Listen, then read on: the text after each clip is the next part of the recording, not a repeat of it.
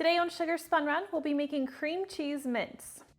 Hey everyone, Sam here, and today I'm going to be sharing a very easy old-fashioned recipe with you.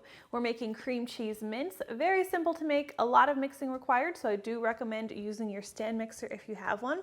But let's go ahead and jump in. Now the first thing that you are going to need is 4 ounces of cream cheese, and you want this to be softened to room temperature. We're going to add this to the bowl of our stand mixer. I also like to add a tablespoon of salted butter along with my cream cheese. This should also be softened to room temperature. Now, first I'm going to just cream together the butter and cream cheese until everything is nicely combined. Now we'll begin to gradually add our powdered sugar. We're going to add our flavoring, our mint flavoring and vanilla in just a minute, but I like to have about half or a little less than half of the powdered sugar added first. You'll need 4 cups or 1 pound of powdered sugar for this recipe, and I like to add it gradually with a mixer on low speed.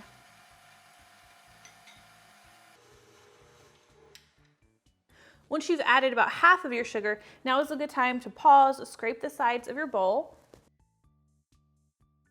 and you'll want to stir in your flavorings. Now, you don't want to wait until the very end to stir in your flavoring because the dough is going to be very stiff and it's not going to be well incorporated. You want to add it before you've added all of your sugar. I like to use just a very small amount of vanilla extract. This is just 1/8 teaspoon. And we'll also be adding 1/2 teaspoon of peppermint extract. I do recommend using peppermint extract and not mint extract. Now we'll start stirring everything together again, and then we'll continue to add our sugar.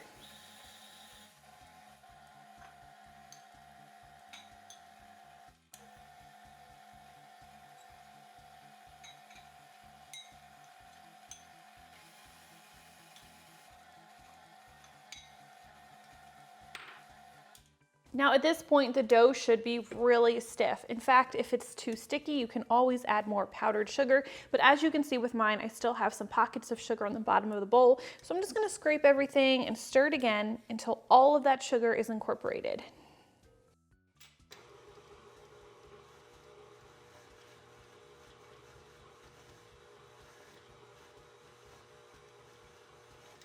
You should be able to break off a small piece of this dough and roll it between your fingers, and it should be able to form a nice smooth ball that doesn't really stick to your hands. If it's still too sticky, add more powdered sugar about a tablespoon at a time until you've reached the right consistency. This step is optional, but I like to color my cream cheese mints, so I'm going to add a little bit of food coloring. And of course, if you want to do multiple colors, just divide the dough into different bowls, as many colors as you'd like to do, and color them that way. I'm using gel food coloring, and a little bit goes a long way, so I'm just using a toothpick to dab a little bit of this coloring onto the dough.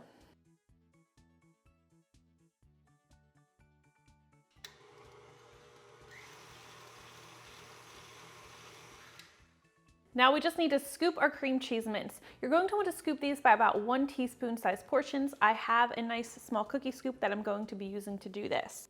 Roll this between your palms to form a nice smooth ball.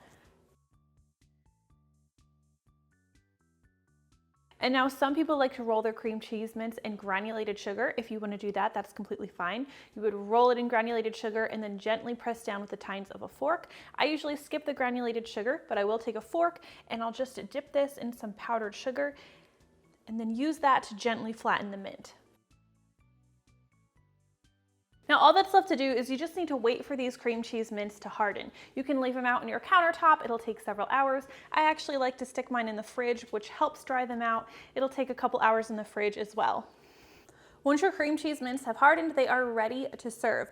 Now they should lift really easily off of that wax paper, but it's also easy to use a spatula just to quickly pry them all off.